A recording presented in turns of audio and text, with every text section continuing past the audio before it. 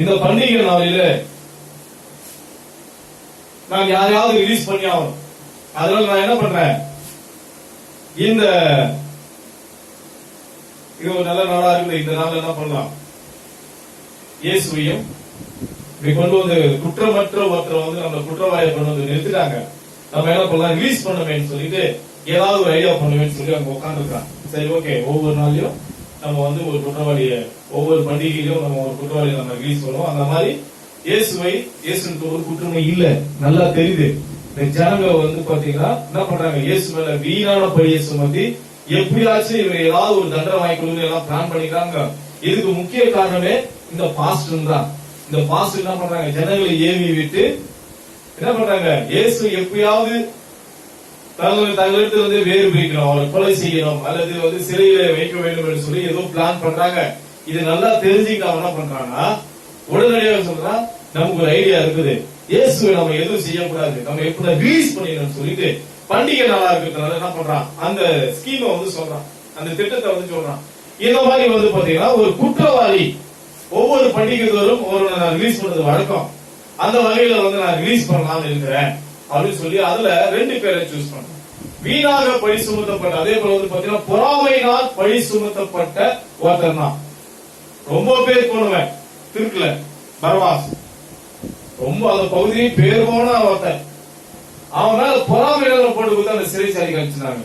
அவனையும் நம்முடைய ஆளுநராகிய இயேசுவையும் பக்கத்துல நிக்க வச்சு இதுல யாரை விடுதலை ஆக்கணும்னு நினைக்கிறீங்க அப்படின்னு பேசிட்டு இருக்கும் போது உடனே அவங்க ஒய்ஃப் வந்து ஒரு ஆள் விட்டு அனுப்புறாங்க. யாருக்கிட்ட, அவங்க வீட்டுக்காரர் பிளாத்து கிட்ட, அந்த தேசாதிபதி கிட்ட அவங்க ஒரு ஆள் அனுப்புறாங்க. ஆரம்பிச்சு பாரு, அந்த நீதிமானுக்கு ஒரு தண்டனை கொடுத்துறாங்க, கொடுத்த அவ்வளவுதான். ஏன்னு பாத்தீங்கன்னா அந்த மனுஷனுக்கு நைட்டு ஃபுல்லா எனக்கு தூக்கமே இல்லையா, நான் படாத பாடு பண்ணிட்டேன், அதனால அந்த நீதிமான் மீது எந்த ஒரு தண்டனையும் நீ வழங்கக்கூடாது அப்படின்னு சொல்லி இவன் அவனுக்கு ரொம்ப கலக்கமாயிடுச்சு. என்ன சொல்றாங்க போது, ஆமா அந்த நீதிமானிடத்துல ஒரு குற்றமும் கிடையாது, அவரை நம்ம தண்டிக்கவே கூடாது, அவர் விடுதலை ஆக்குங்க அப்படின்னும் போது இவனுக்கு ஒண்ணும் புரியல. இந்த பக்கம் பார்த்தா ஜனங்க பாருங்க, நம்ம எப்படிப்பட்ட ஒரு சூழ்நிலை பாருங்க, நம்ம எல்லாருக்கும் அந்த சூழ்நிலை அமையும். ஜனங்களுக்காக நாம் என்ன முடிவெடுக்க போறோம், பிலாத்துக்கு நல்லா தெரியும் என்னன்னு, நம்ம ஆண்டவராகிய இயேசு கிறிஸ்து மீது ஒரு குற்றமும் இல்லை என்று பிலாத்துக்கு நல்லா தெரியும். இப்போ அவன் தான் அரசன், அவன் வந்து என்ன பண்ணலாம், ரிலீஸ் பண்ணலாம், அவனுக்கு அதிகாரம் இருக்குது. பரபாஸ் குற்றவாளி என்பது நல்லா தெரியும், ஜனங்க பொய் சொல்றாங்கிறது நல்லா தெரியும், அந்த பாஸ்டர் எல்லாருமே வந்து பொய் சொல்றாங்கன்றது நல்லா தெரியும். நல்லா தெரிஞ்சும் கூட அவன் என்ன பண்றான், அப்படியே உட்காந்து பார்த்துட்டு அவன் நினைச்சா ரிலீஸ் பண்ணிட்டான். ஒய்ஃபுக்கு வந்து பாத்தீங்கன்னா சொப்பனமும் வந்துச்சு, கனவு வந்துருச்சு. கனவுல ஆண்டவர் வந்து எச்சரிக்கிறார், அவர் ஒரு நீதிமான். இப்போ உங்க வீட்டுக்காரர் நீதி செய்ய வேண்டிய இடத்துல இருக்கிறார், என்ன பண்ண போறான். இந்த மாதிரி ஒரு சிச்சுவேஷன், இந்த மாதிரி ஒரு சிச்சுவேஷன் இப்ப நம்ம கூட இருக்கிறோம். நமக்கு தப்பு எது சரி எது நல்லா தெரியும், எது தவறு எது சரி என்னக்கூடிய விஷயம் எல்லாம் நல்லா தெரியும். அந்த இடத்துல நாம் ஆண்டவரை பிரிந்து கொள்ள போகிறோமா, இல்ல ஒரு குற்றவாளியை நம்ம காப்பாற்ற போறோம், இல்ல எப்படி நம்ம முடிவெடுக்க போறோம். நம்ம இடத்துல வந்து பாத்தீங்கன்னா இயேசு கிறிஸ்துவ இருக்கிறார். இன்னைக்கு வந்து பாத்தீங்கன்னா எல்லாம் கிறிஸ்துவராக இருக்கிறோம், ஆண்டவருடைய வார்த்தை இருக்குது. அந்த வார்த்தையை நாம் ஏற்றுக்கொள்ள போகிறோமா, இல்ல ஜனங்க ஐயோ இந்த செய்தியை ஏற்றுக்கொண்டா அதான் தப்பா நினைப்பாங்க. பிதாகுமார் பிரசுவாங்கிற இவனா ஞானஸ்தானம் கொடுத்துருக்கிறோம், எடுத்திருக்கிறோம். நாம் கட்டாய இயேசு கிறிஸ்து நாமத்துல ஞானஸ்தானம் ஜனங்கள் தான் அந்த தப்பா நினைப்பாங்க. அவனா நினைக்கிறான் பிளாத்து ஜனங்கள் மத்தியில் நல்ல செல்வாக்கு பெற்றுவான். பிளாத் ஜனங்கள் மத்தியில் நல்ல செல்வாக்கு பெற்ற அந்த பிளாத்துக்கு ஒரு கலக்கம் வந்துச்சு, நம்ம ஏதாவது இயேசுக்கு நம்ம சப்போர்ட் பண்ணிட்டு வச்சுக்க, ஜனங்களுக்கு இருக்கக்கூடிய மதிப்பு போயிடும். ஜனங்கள் நம்ம மதிக்க மாட்டாங்க. இந்த ஜனங்கள் நம்மளை மதிக்கிறனா நம்ம என்ன செய்யக்கூடாது, இயேசுக்கு சாதகமாவும் செய்ய முடியாது.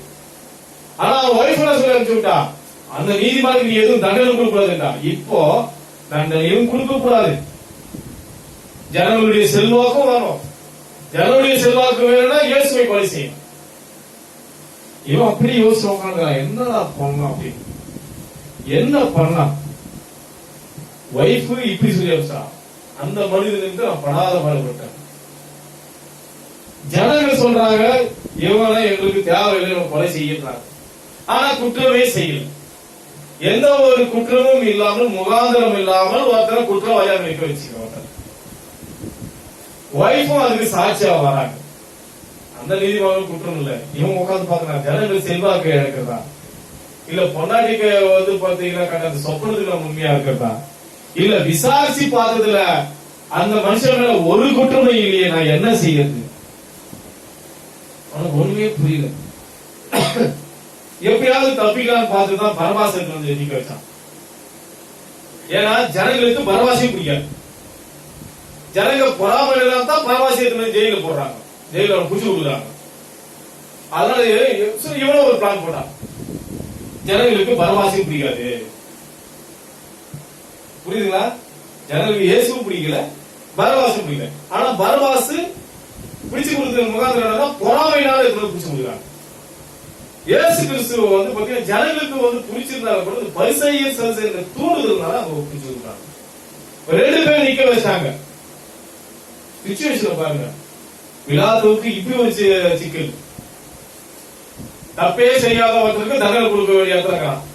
வைஃப் நான் சொல்ற தண்டனையே கொடுக்க கூடாதுன்றா. ஜனங்க வந்து தண்டனை கொடுன்றாங்க. தண்டனை கொடுக்கலன்னா ஜனங்களுடைய செல்வாக்கு இழந்துருவான். 3 விதமான குழந்தை அவகாடுறான். சரி, இவன் ஒரு சிக்கலை உருவாங்கன்னு சொல்லி இவன் என்ன பண்றா, ஜனங்களால் வெறுக்கப்பட்டு பொறாமையினால் காட்டி கொடுக்கப்பட்ட வார்த்தை கூட்டு வந்து நிக்க வைக்கிறான்.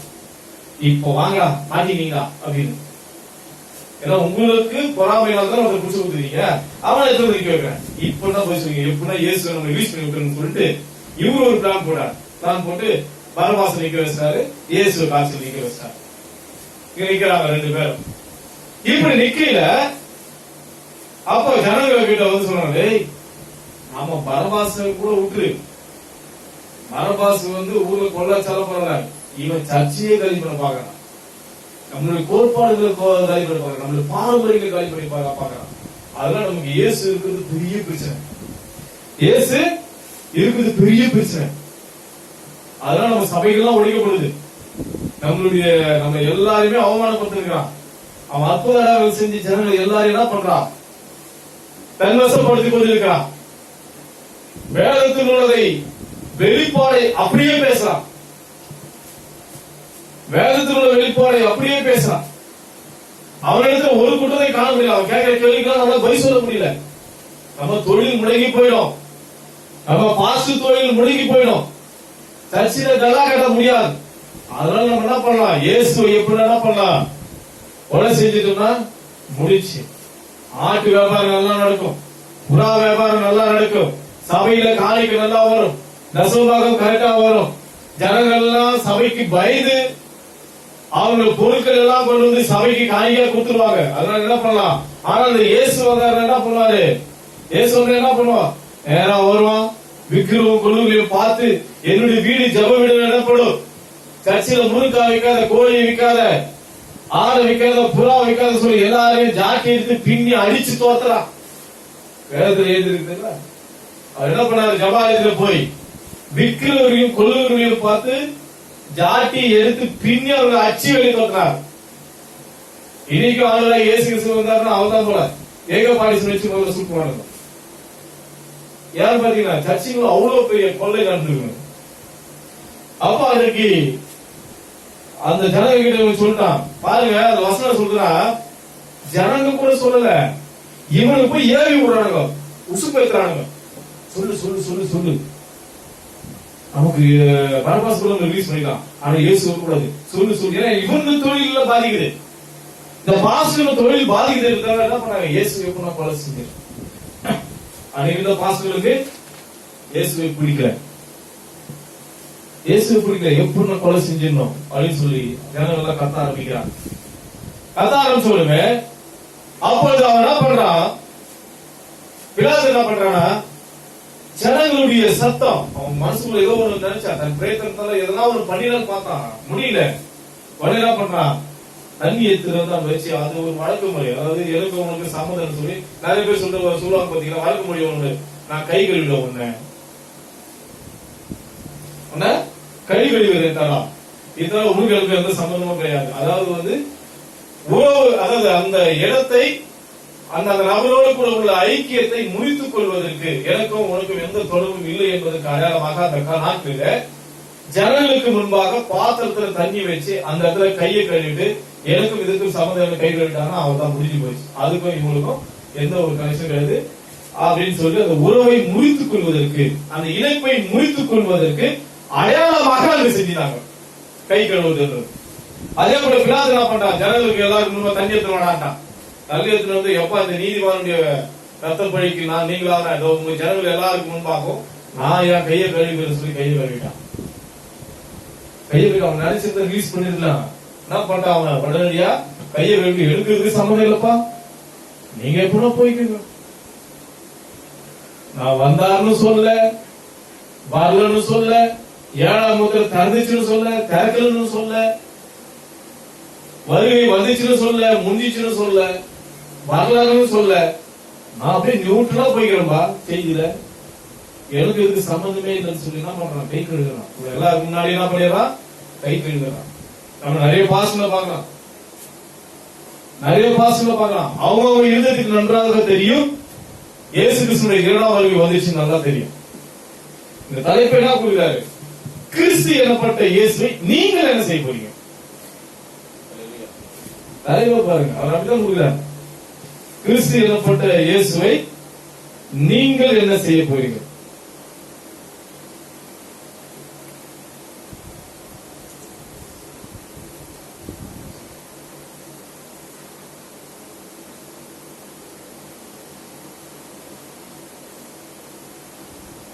இங்க வசனம் பாத்தீங்கன்னா 22வது வசனம், பிலாத்து அவர்களை நோக்கி அப்படியானால் கிறிஸ்து எனப்பட்ட இயேசுவை நான் என்ன செய்ய வேண்டும் என்று கேட்டான். இது அன்னைக்கு அவன் என்ன செய்யணும், அவர்கிட்ட இயேசு கிறிஸ்து ஒப்பு கொடுத்தாங்க. இன்னைக்கு இயேசு கிறிஸ்து நம்மளுக்கு ஒப்பு கொடுக்கப்பட்டதுனால தான் இவர் இதை கேட்கிறார், கிறிஸ்து எனப்பட்ட இயேசுவை நீங்கள் என்ன செய்ய போறீங்க. கிறிஸ்து எனப்பட்ட இயேசுவை நீங்க என்ன செய்ய போறீங்க அப்படின்னு யார் கேட்கிறது, பரிசுத்த ஆவியானவர். பரிசுத்த ஆவியானவர் ஜனங்களை பார்த்து கேள்வி கேட்கிறார், கிறிஸ்து எனப்பட்ட இயேசுவை நீங்கள் என்ன செய்ய போறீங்க. அன்னைக்கு பிலாத்து இடத்துல இயேசு ஒப்பு கொடுக்கப்பட்டார். முதலாம் வருகையிலே பிலாத்து இடத்துல இயேசு கிறிஸ்து ஒப்பு கொடுக்கப்பட்டார். யாரால? அந்த காலத்திலே இருந்த போதகர்களாலே, அந்த போதகரின் கீழே இருந்த ஜனங்களாலே, அன்றைக்கு இருந்த தேசாதிபதி பிலாத்து இடத்திலே வார்த்தை மாம்சமான தேவனை ஒப்பு கொடுத்தார்கள். அது வசனம் சொல்லுது, ஆதியிலே வார்த்தை இருந்தது, அந்த வார்த்தை தேவனா இருந்தது, அந்த வார்த்தை தான் மாம்சமான. இப்போ அந்த மாம்சமான வார்த்தை, அந்த மாம்சமான தேவன் அவர்தான் ஆண்டவராகிய இயேசு கிறிஸ்து. அந்த இயேசு கிறிஸ்துவை அப்படியாக பிடித்துக் கொண்டு வந்தது யார்? அந்த காலத்தில் இருந்த பாஸ்டர்களும் அந்த சபையின் கீழாக இருந்த ஜனங்களும் கொண்டு வந்து பிலாத்துவிடத்தில் ஒப்பு கொடுத்து, அப்படியாக பிலாத்து நான் என்ன செய்ய வேண்டும் அப்படின்னு சொல்லி அவன் கேட்கிறான். அதே போலதான் இன்றைக்கும் அவருடைய 2ஆம் வருகையிலே நம்முடைய தீர்க்கதரிசி அப்படியாக சொல்கிறார், இன்றைக்கு சபையும் ஸ்தாபனங்களும் அதன் கீழாக இருக்கக்கூடிய ஜனங்களும் இன்றைக்கு வார்த்தையாகிய 7ஆம் தூதர் மூலமாக வெளிப்பட்ட ரகசியத்தை நம்ம ஒவ்வொரு கையிலும் கொடுத்துட்டு இதை வச்சு என்ன பண்ண போறேன், இதை கொலை செஞ்சுட்டு என் கூட சேர போறியா, இல்ல வருகை வந்துச்சுன்னு சொல்லி நீ தனியா ஒதுக்க போறியா. தீர்க்கதரிசன செய்தியை சொல்லும் பொழுது பாருங்கள், இயற்கை அதை அறிவித்து விட்டது. ஒரு கன்னிகை கர்ப்பவதியாவாள் என்ற வசனம் இயேசு கிறிஸ்துக்குள்ளாக நிறைவேறி, அந்த வார்த்தை நிறைவேறி வருகிற வேளையிலே அவர் அப்படியாக அற்புதம் அடையாளங்கள் செய்து, நான் என் பிதாவின் கிரியைகளை செய்யவில்லை என்று சொன்னால் நீங்க என்ன விசுவாசிக்க வேண்டிய அவசியம் இல்லை, செய்தேனால் அது விசுவாசிக்க சொன்னார். நான் செய்கிற கிரியைகளை நீங்களும் செய்வீர்கள் என்று வார்த்தையை சொல்லிவிட்டு போகிறார். என்னை விசுவாசிக்கிறவன் நான் செய்கிற கிரியைகளை தானும் செய்வார் என்று சொல்லியிருக்கிறார். அவர் தேற்றவாளனாகி அவர் வரும் வரும்போது சகல சத்தியத்துக்குள்ளும் நடத்துவார் என்று சொல்லியிருக்கிறார். தேற்றவாளன் யார்? அது பரிசுத்த ஆவியாக இருக்கிறது. பரிசுத்த ஆவி யார்? அதுதான் பிதாவாக இருக்கிறது. யார் அந்த பிதா? அவர் தான் இயேசுவாக இருக்கிறார். அதுதான் அவருடைய திரும்ப வருகிற வேலையாக இருக்கிறது. இப்போ அவர் என்ன பண்றாரு? மறுபடியும் 7ஆம் தூதனாகிய மில்லியன் மரியன் பிரணாமுடைய நாட்களிலே தேவன் தாமே தூதர்களுடைய துதியை விட்டு பரலோகத்தின் தேவன் பலமுள்ள தூதராக இறங்கி வருகிறார். அவர் வானவில் அணிந்தவராக அவர் கீழே இறங்கி வருகிறார்.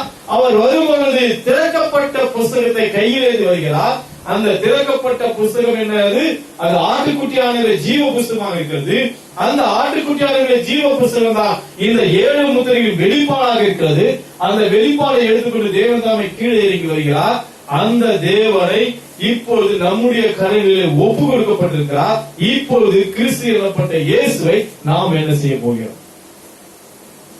பிலாத்து அவர்தான் தேவன் தெரிஞ்சு அவரை கொலை செய்ய முன் வந்திருப்பானா? ஏன்னா அவருக்கு வெளிப்பாடு இல்லை.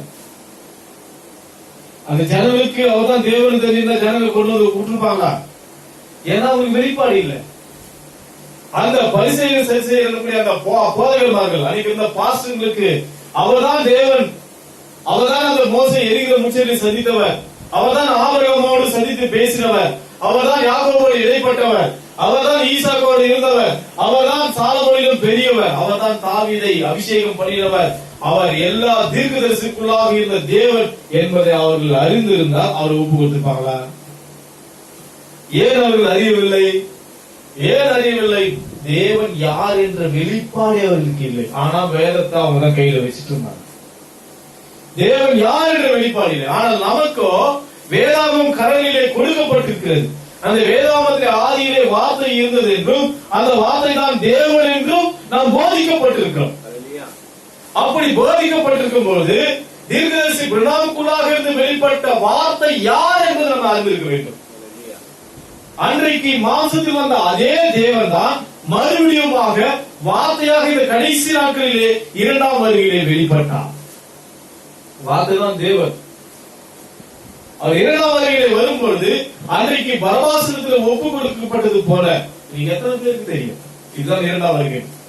2ஆம் வருகை தெரியாமதான் இந்த காலத்துக்குரிய செய்தி சொல்லுகிறாங்க. செய்தி அல்ல, இது தேவனுடைய வருகையாக இருக்கிறது. வார்த்தை தான் தேவன். இந்த காலத்தில் தீர்க்கதரிசி பிரணாமுக்குள்ளது வெளிப்படுது மனுஷகுமாரனுடைய வெளிப்படுதல். அதுதான் உறுதிப்படுத்தினார். அவரே இறங்கி வந்து அந்த அக்னி சம்பத்தை அப்படியே காண்பித்து உறுதிப்படுத்தினார். மேக சம்பத்தின் மூலமாக உறுதிப்படுத்தினார். அவர் இறங்கி வந்தார். அந்த வார்த்தை தான் தேவன். அந்த வார்த்தை என்ன பண்ணுது? அந்த வார்த்தை என்ன பண்ணுது? மாம்சமான அதே வார்த்தை தான் இன்றைக்கு நம் மத்தியிலே 7ஆம் தூதன் மில்லியன் மரியன் பிரணாமூலமாக வெளிப்பட்டது. இயேசு கிறிஸ்துவ மாம்ச சரீரத்துல பார்க்கும்போது யாரும் தேவனை பார்த்தாங்களா? யாரும் பார்க்கல. ஆனா அதே அவருடைய வார்த்தை தேவனாக பார்த்து கொண்டாங்க. அன்னைக்கு வாக்குதான் தேவன் அப்படின்னு, இன்னைக்கு மாம்சத்தில் பார்த்து கொண்டிருக்காங்க. அன்னைக்கு வார்த்தையாக தேவன் மாம்சத்தில் வந்தால் ஏற்றுக்கொள்ளவில்லை. அன்றைக்கு மாம்சமாக வந்த தேவன் இன்றைக்கு வார்த்தையாக வந்தால் ஏற்றுக்கொள்ளவில்லை. அன்னைக்கு வார்த்தையை ஏற்றுக்கொண்டார்கள், இன்னைக்கு வார்த்தையை ஏற்றுக்கொள்ளவில்லை. அன்றைக்கு வார்த்தையை ஏற்றுக்கொண்டு மாம்சத்தில் வந்த இயேசுவை விட்டார்கள். இன்றைக்கு வார்த்தையை வந்து பாத்தீங்கன்னா விட்டுட்டு மாம்சத்தில் அவர் எதிர்பார்த்து கொண்டிருக்கிறார்கள். முதல் வருகை அவர் மாம்சத்திலே வந்தார். 2ஆம் வருகை அவர் வார்த்தையாக வந்தார். அப்படி வரும்பொழுது இங்க வந்து பாத்தீங்கன்னா ஒப்பு அதை வந்து கொடுத்துருக்காரு. இப்ப என்ன முடிவு பண்றோம்? அப்ப எல்லாரும் மத்தியில வந்து கை கழுவிட்டு அப்படியே வந்து ஐயோ ஜனங்கள் மத்தியில வந்து வருகை வரவில்லை, அவர் வரவில்லை என்று சொல்லி நம்ம ஒதுக்கி போகிறோமா? அவர் வரவே இல்லை, ஆண்டுடைய வருகை வரவில்லை சொல்லி அக்னி சம்பத்தை பார்த்த பிறகும் மேக சம்பத்தை பார்த்த பிறகும் 7 முத்திரைகள் வெளிப்பாடு நல்லா புரிஞ்சுக்கணும். முத்திரைகள் ரகசியத்தை பரலோகத்தின் தேவனை தவிர வேற யாருக்கு முத்திரத்தை பேச முடியாது. பரலோகத்தின் தேவனாகிய கர்த்தராகிய இயேசு கிறிஸ்துவை தவிர இந்த முத்திரைகளை பேசுவதற்கு அது பார்ப்பதற்கு யாருக்குமே ரைட்டர்களே கிடையாது, யாருக்குமே தெரியாது. ஆனால் அந்த பரலோகத்தின் தேவன் கீழே இறங்கி வந்தால் ஒளிய இந்த ரகசியம் தெரியாது. அவர் வராம தேவபுத்திரர்கள் வெளிப்பட முடியாது. தேவனுடைய தீர்க்கதரிசி சொல்கிறார், அவருடைய முதலாம் வருகை வந்துவிட்டது என்பதை கூட ஜனங்கள் எல்லோரும் அறிந்து கொள்வதற்கு பெந்தேகோஸ்தே நாள் வந்த பிறகுதான் எல்லாருக்குமே தெரியும். ஏன்னா இயேசு இருந்த கிரியை எல்லாருக்கும் வந்துச்சு. அதே போலதான் அவருடைய இரண்டாம் வருகை முடிஞ்சிச்சு என்பதை தேவபுத்திரர்கள் வெளிப்படும் போது எல்லோருக்குமே சொல்வார்கள், அவர் வந்து போய்விட்டார் என்று. அவர் வந்து போயிட்டார், அவருடைய கிரிகளை முடிச்சிட்டார். அவர் கிரிகளை முடித்து விட்டார் என்பது தேவபுத்திரர்கள் சொன்னாதான் தெரியும், வேற யாருக்கும் தெரியும். ஒரு சபையினுடைய வெளிப்பாடு அல்ல, அந்த சபையின் கீழாக இருக்கக்கூடிய விசுவாசிகளின் வெளிப்பாடு அல்ல. இது தேவபுத்திரர்கள் தான் அதை எடுத்து பேச முடியும். முத்திரைகள் இந்த புத்தகத்தை எடுத்து அதை காட்ட முடியும், சுட்டி காட்ட முடியும். தோவா இந்த கிரியை நடந்திருக்குதுப்பா, இந்த கிரியை நடந்து முடிஞ்சிச்சுப்பா. அவர் சொன்னபடி 7 முத்திரையை திறந்து கொடுத்தார்ப்பா. யார் திறந்து கொடுத்தது? நாம சொல்லுவோம் 7ஆம் தூதன் வில்லியமரின் பிரணாம் தான் இது திறந்து கொடுத்தார் என்று. ஆனால் வேதம் சொல்லுகிறது ஆட்டுக்குட்டியான தான் ஜீவ புத்தகத்தை திறந்தார் என்று. அவர் திறக்கப்பட்ட புத்தகத்தை கையில் இருந்து வந்தது பிரணாம் அல்ல, அது பலமுள்ள தூதனாக இருக்கிறது. அந்த பலமுள்ள தூதர் கீழே இறங்கி வரும்போது ஏற்கனவே பூமியில் பிரணாம் இருந்தார். அது பிரணாம் அல்ல, பலமுள்ள தூதன் பிரணாம் அல்ல. திறக்கப்பட்ட புத்தகத்தை அங்கே கையிலிருந்து வானவில் அறிந்தவராக அவர் இறங்கி வந்தாரே, அவர்தான் தேவன் கர்த்தராகிய இயேசு கிறிஸ்து. அது பிரணாம் அல்ல, பிரணாம் ஏற்கனவே பூமியிலே இருந்தார். அவர் இறங்கி வந்த பிறகு அந்த பலமுள்ள தூதர் தான் தன் கரங்களை உயர்த்தி சொன்னார், இனி காலம் செல்லாது, இனி காலம் செல்லாது. தேவன் தம்முடைய ஊழியக்காரருக்கு சுவிசேஷமாய் அறிவித்தபடி 7ஆம் தூதனுடைய சத்தத்தின் நாட்களில் தேவ ரகசியம் நிறைவேறும் என்று சொன்னார். அந்த வாக்கியம் நிறைவேறும் போது அவருடைய வருகை முடிந்து விட்டது.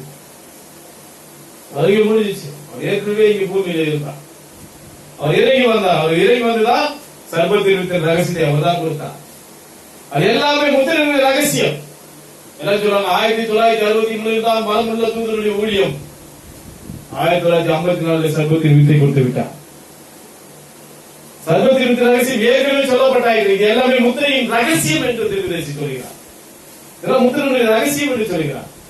அப்ப முத்திரையில் இருக்கக்கூடிய ரகசியங்களை தேவன் தாமே தீர்க்கதரிசி பிரணாமுடைய அந்த 33 வருட ஊழியத்திலே அவர் எப்படி ஃபர்ஸ்ட் கம்மிங்ல வந்து 33 வருஷம் அவர் எப்படி இருந்தாரோ, ஒரு வாலிபனாக எப்படி அவர் சிறுவில் அறையப்பட்டாரோ, அதே போலதான் நம்முடைய கரங்களையும் அதே வயதில் நம்முடைய கரங்களை ஒப்பு கொடுக்கப்பட்டார்.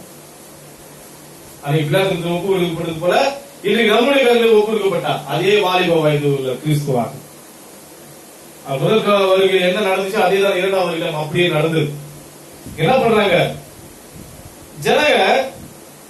அத கவனிக்கிறது இல்ல, வார்த்தையை கவனிக்கிறது இல்ல. வார்த்தை யார் பேசுகிறது, அற்புத அடையாளம் செய்வது யார், யாருக்கும் தெரியல. ஒரு விமானம் கூட இப்ப ஒரு பிளைட் இருக்குது, அந்த பிளைட் வந்து போனோம்னு வச்சுக்கோங்க, பிளைட்ல டயர் இருக்கிற காத்து, பெட்ரோல் டேங்க், அந்த எல்லா விதமான காரியங்களையும் வந்து பரிசோதனை செஞ்சுட்டு